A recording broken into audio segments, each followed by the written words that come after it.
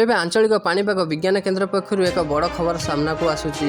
September 29ରୁ ଘୂର୍ଣ୍ଣିପଳୟ, October ପ୍ରଥମ ସପ୍ତାହରେ ବଡ଼ ବାତ୍ୟା ଆସୁଛି।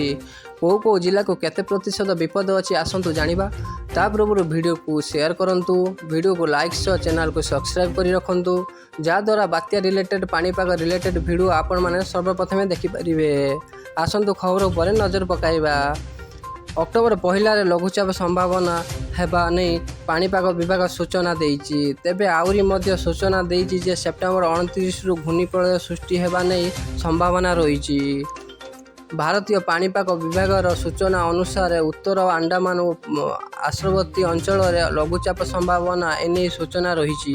ଅନ୍ୟପଟେ ବଙ୍ଗୋପସାଗରରେ ଦାନା ବାନ୍ଧୁଛି ଆଉ ଏକ ଘୂର୍ଣ୍ଣିପଳୟ।